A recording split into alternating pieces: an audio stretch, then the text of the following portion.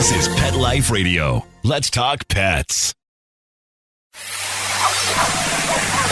It's Oh Behave with Arden Moore, the show that teaches you how to have harmony in the household with your pets. Join Arden as she travels coast to coast to help millions better understand why cats and dogs do what they do. Get the latest scoop on famous faces, their perfectly pampered pets, and who's walking who in Rin Tin Tinseltown. From famous pet experts and best-selling authors to television and movie stars, you'll get the latest buzz from wagging tongues and tails. Garner great pet tips and have a doggone fur-flying fun time. So get ready for the pause and applause as we unleash your Oh Behave host, America's pet edutainer, Arden Moore. Welcome to the Oh Behave Show on Pet Life Radio. I'm your host, Arden Moore. Now, listeners, you're in for a treat. Our guest is an incredible woman doing incredible things with the help of horses, goats, chickens, barn cats, potbelly pigs, rabbits, and even a pair of wallabies named Bennett and Boomer. Every day, in many ways, Karin Taylor is helping people of all ages, from all places, tap into the healing power of animals. She and her family operate the Weisberg Stables in Jupiter, Florida. You know, I just think it's fitting that you live in a city named for a planet, because what you do, Karin, for others is just simply out of this world amazing.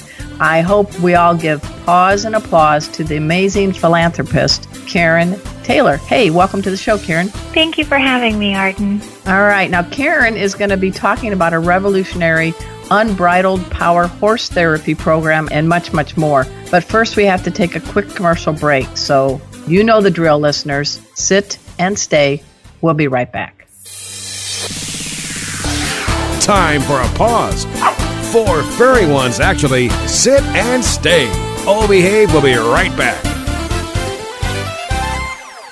Put on a perfectly possum pet party. Having an awesome birthday or adoption day celebration for your 4-legged friend? Or just want a fun excuse to throw a fun party with your friends from the dog park?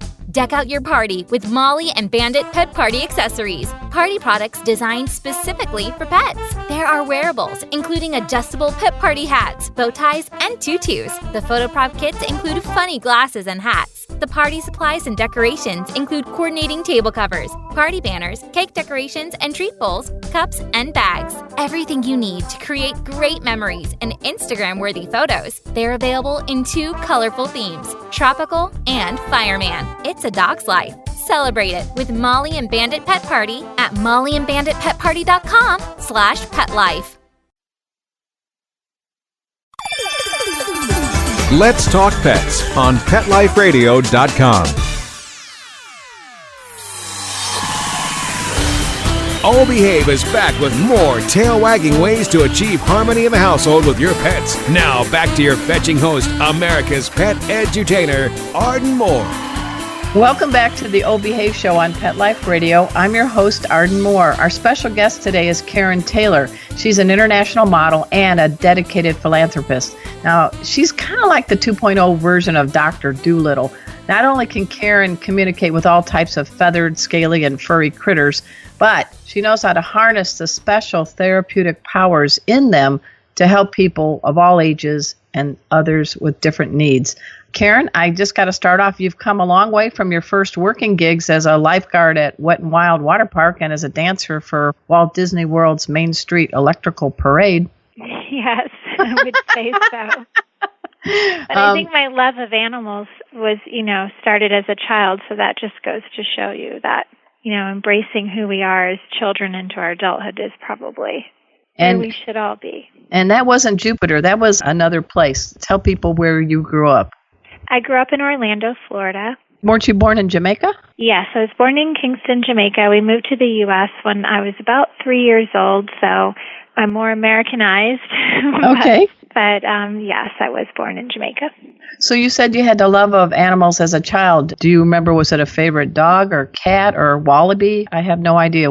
You're full of surprises, so can you give us a fond memory from your childhood? Well, yes. When we first moved to this country, my father worked a number of jobs, and he had a pet store. And so he had hamsters and guinea pigs and rabbits and dogs and cats.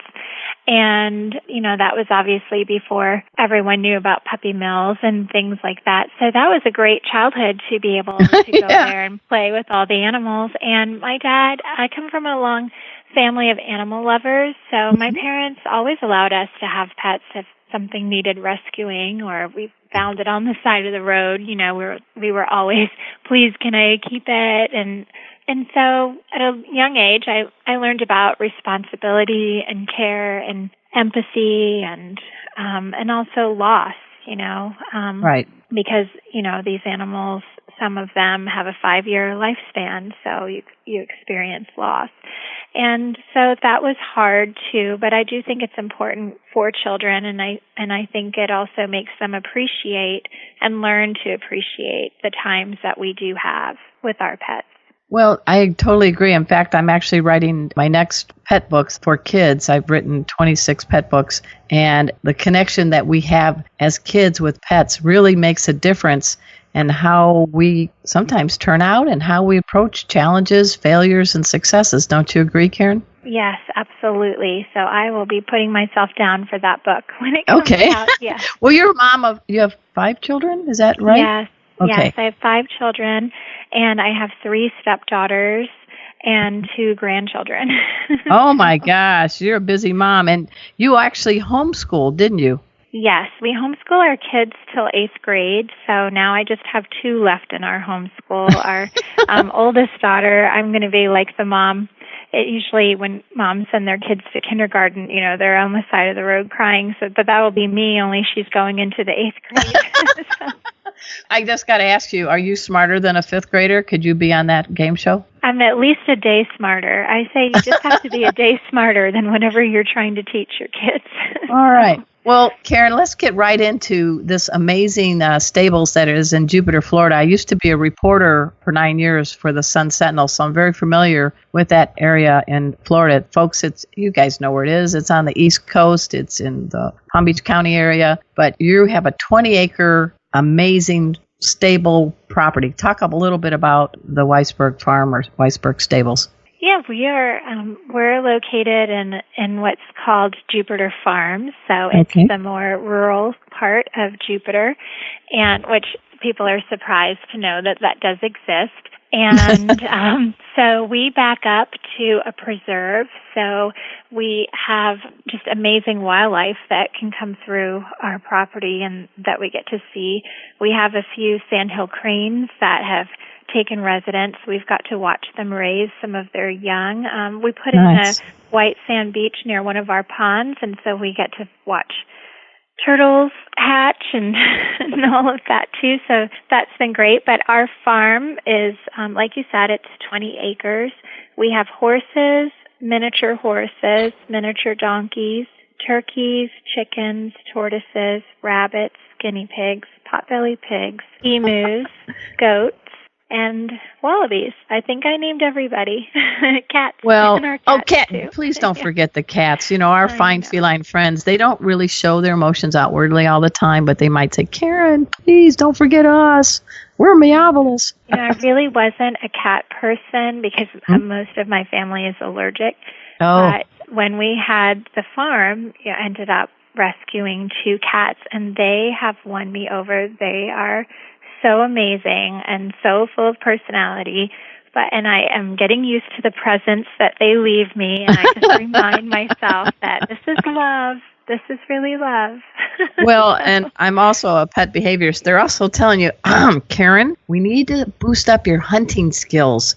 We're bringing you these dead gifts to you. Now, you got to come join us on a hunt next time. So just be prepared. Oh, my gosh, yes. All right. So I know there's a lot of things that you do, and we want to be able to give our listeners a good idea of just the magic you're doing. So talk first about this Unbridled Power Horse Therapy program. What's it all about, and who are you targeting? Okay, well, Unbridled Power is the name of our equine assisted learning program. So it is it's an experiential learning program using groundwork activities with horses. And we target our particular program. It can be used with anyone, but our particular program, we work with at-risk youth, children in foster care, and veterans. Oh, good. And so basically, it's not a horsemanship class. It's a class that utilizes the senses of horses and, of course, their size and power and their natural instincts. And it utilizes them because horses tend to mirror us.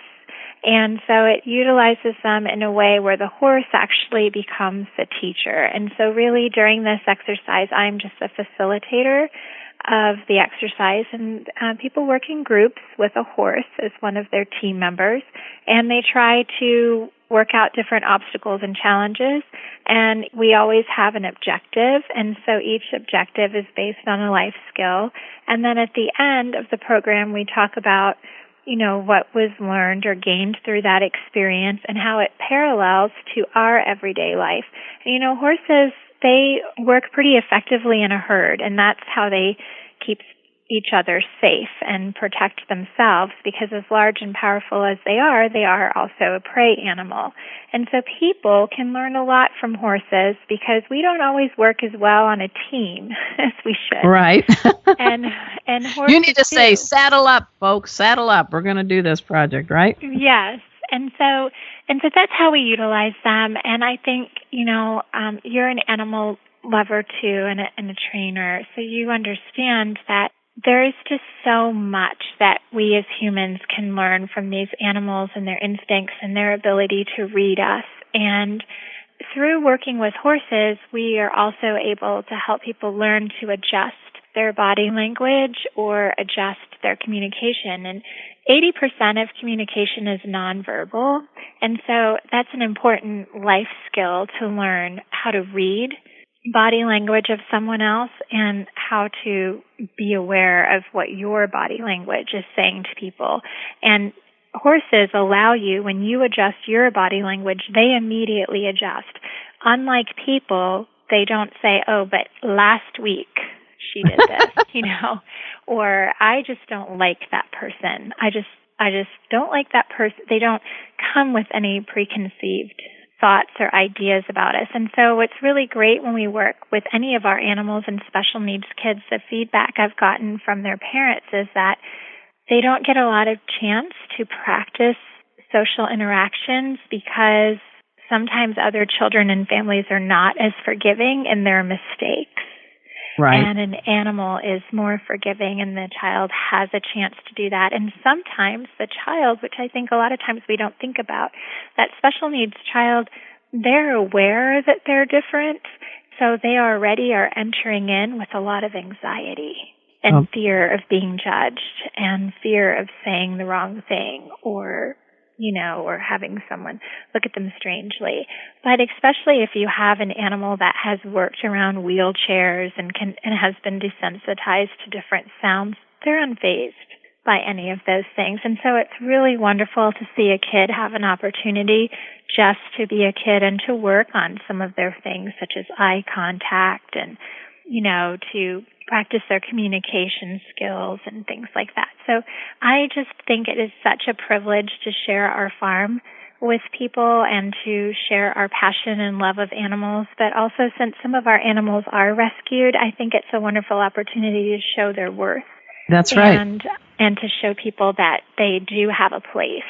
Well, I have a certified therapy cat who's probably like your two cats named Casey. We call him, he's an orange tabby that we call a feline George Clooney. And we go to a memory care center, we go to critter camps, we go to hospitals and other places. And then a kooky Jack Russell mix named Kona, nicknamed Ice Cream Kona. So I'm pretty well versed in how cats and dogs can benefit our folks with therapy. But I really was impressed what you're talking about with the equine assisted learning.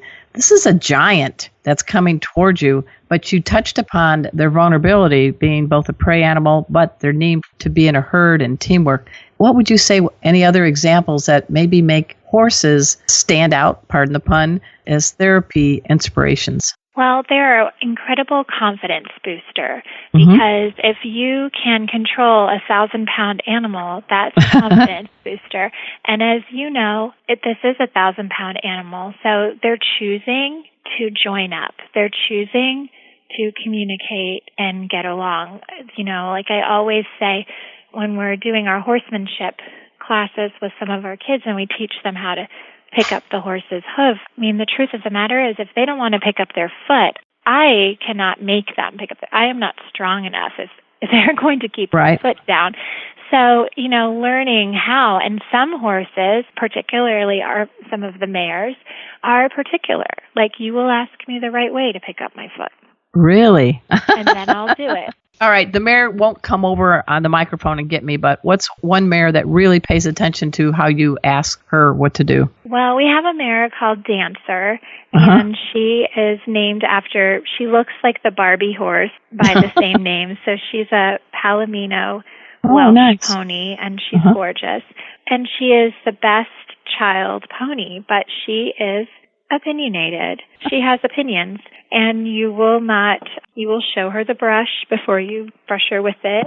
Good. You will handle her nicely. You can't just grab her like that.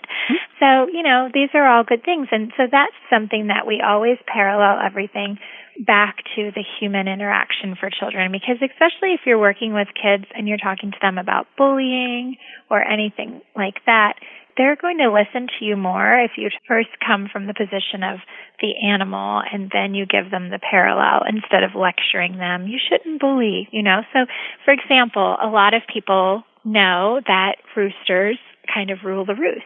And so kids have in their mind, like, oh, well, if I'm the leader, I get to boss everyone around and tell them how and all these things. But really, a rooster protects their flock. They find the good grain, seed, worms, and immediately call over all their hens so they don't just sit over to the side and gobble it all up themselves. A good rooster actually keeps harmony in your flock. It keeps other hens from picking on other ones. It breaks up disputes. Really? Peacemaking, not instigating, which is a lot of bullies in school instigate. So the rooster doesn't do that. And then the rooster is also willing to die for the whole flock, to fight to the death and protect them. So we always talk about that too. So you want to be the leader. Are you willing to die for the whole flock? Are you willing to put your life on the line? Are you going to be a true leader and share what you have for the betterment of the rest of the flock? Or are you going to keep all the best things for yourself?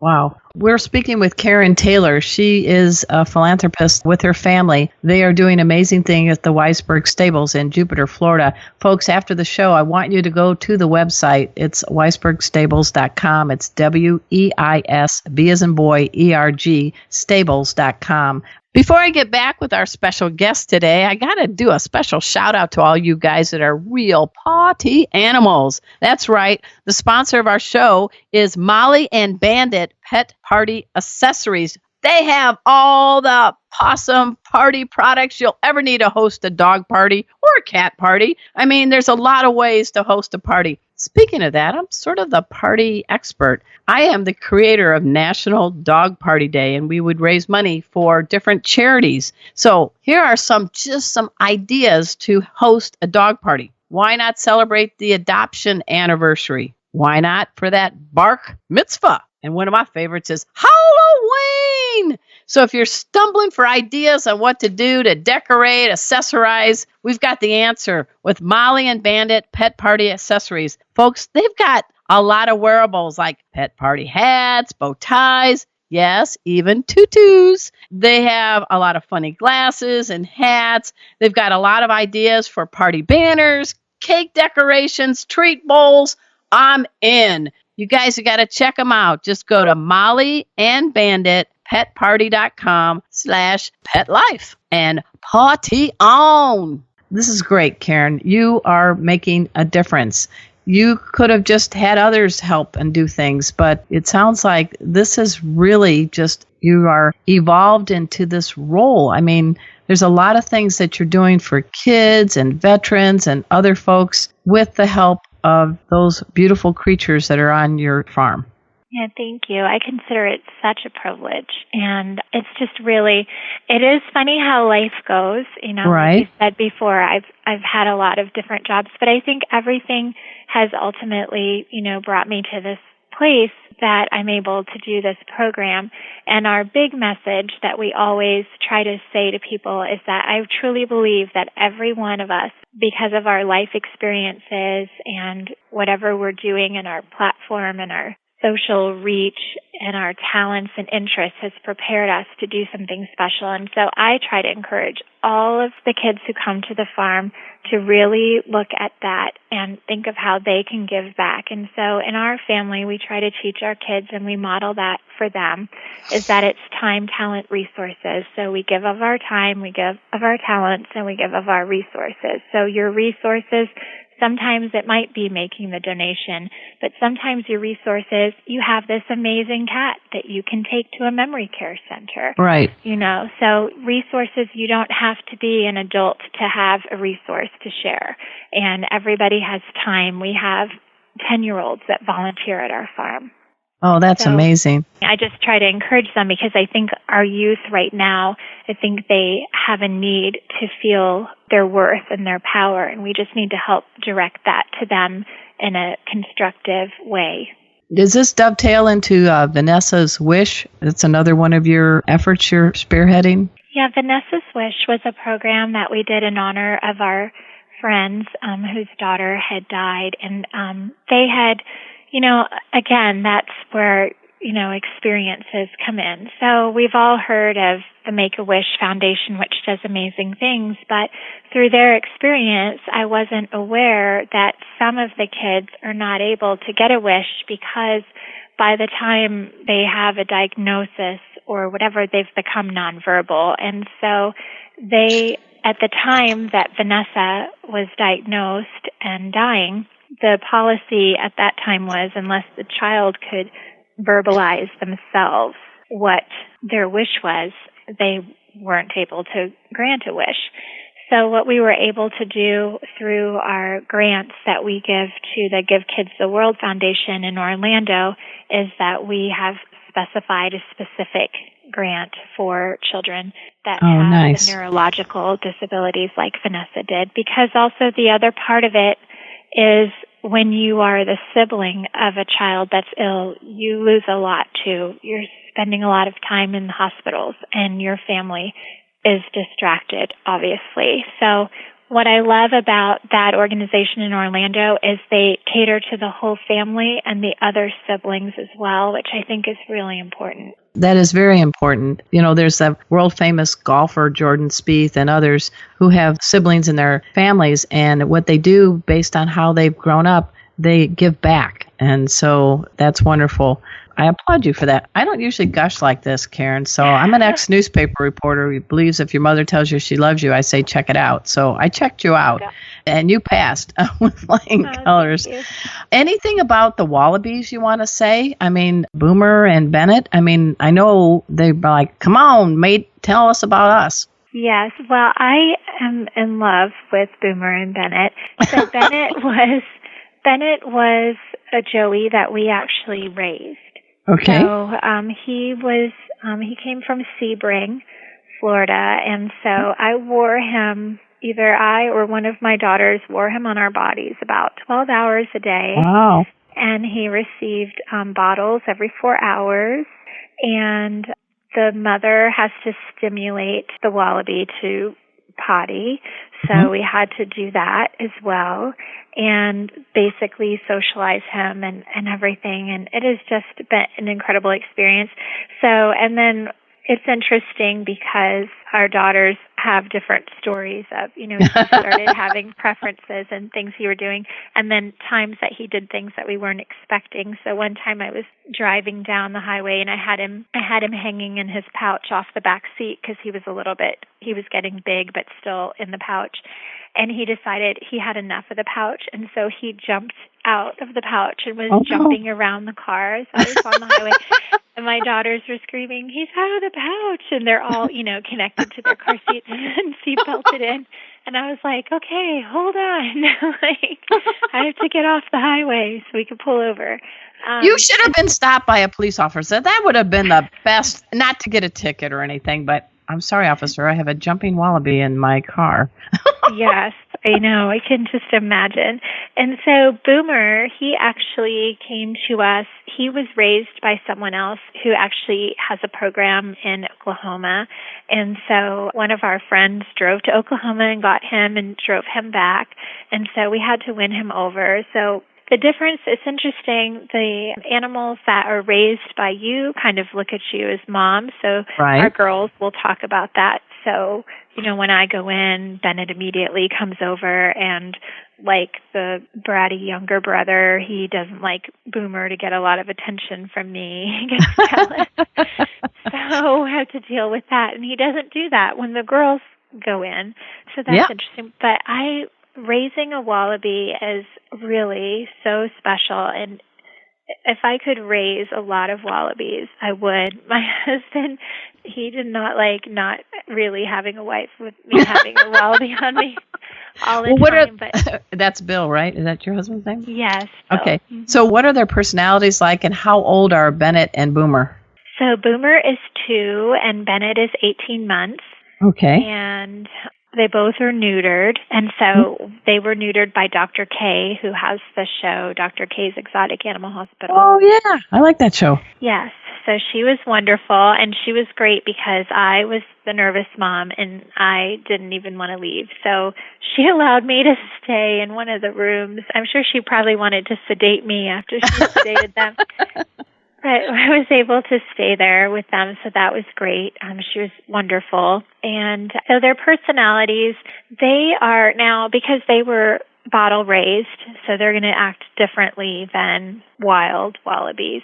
So they are, I would say, some parts of them are like a dog as far as liking affection, but they're very independent like a cat.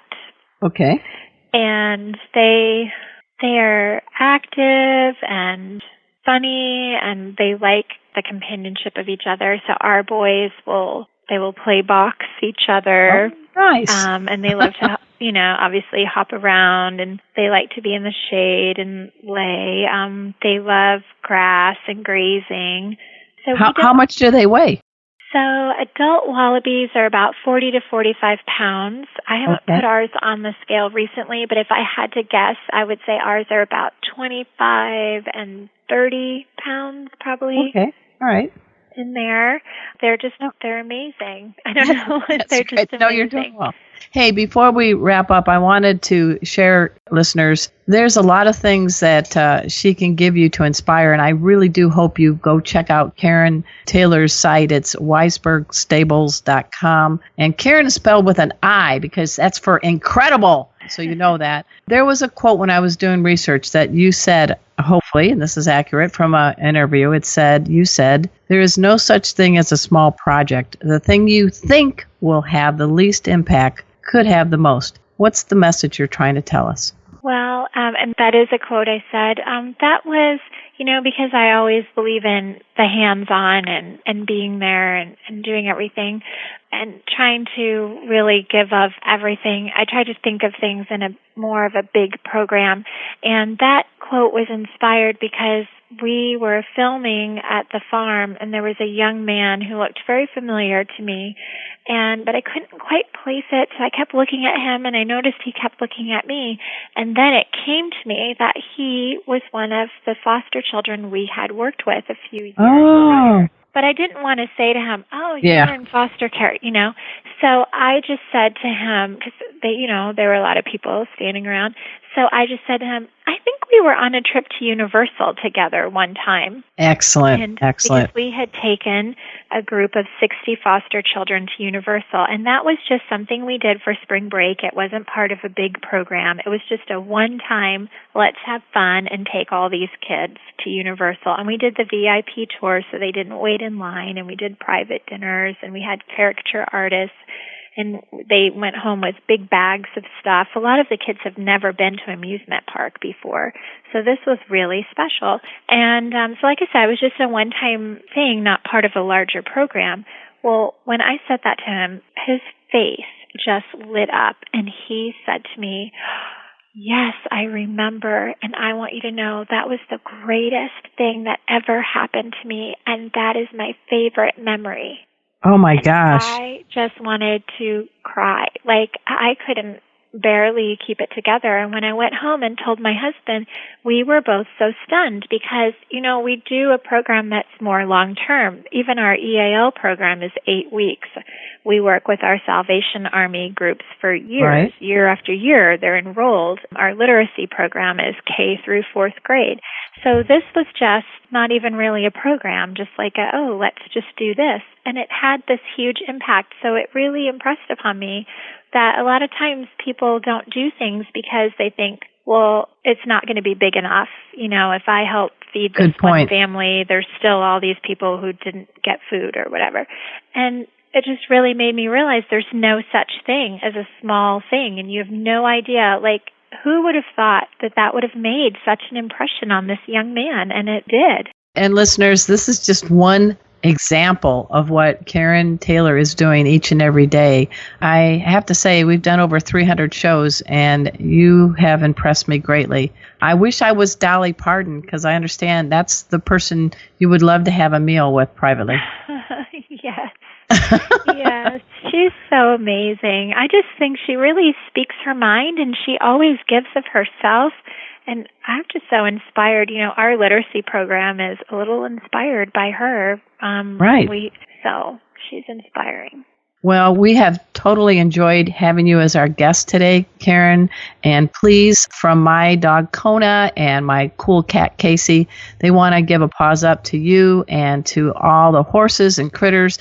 And they would love one day to say hi to Bennett and Boomer, but we'll see how that goes. Oh, yes. Well, please, seriously, please call us if you're ever in the area. We'd love to have you see the farm and see the animals. We love to share our farm with people, so thank you. All right. Well, folks, we've had Karin Taylor on our show. At this time, I also give a big gratitude applause to our executive producer of Pet Life Radio. That is Mark Winter. Check out Pet Life Radio. We are the #1 pet radio network on the planet, even in Jupiter Farms, Jupiter, Florida, right? Right. And so, folks, until next time, this is your flea-free host, Arden Moore, delivering just 2 words to all you 2, 3, and 4-leggers out there. Oh, behave. Coast to coast and around the world, it's Oh Behave with Arden Moore. Find out why cats and dogs do the things they do and get the latest buzz from wagging tongues and tails in Rin Tin Tinseltown. From famous pet experts and best-selling authors to television and movie stars, you'll get great tail-wagging pet tips and have a fur-flying fun time. Oh Behave with America's pet edutainer, Arden Moore. Every week on demand. Only on PetLifeRadio.com.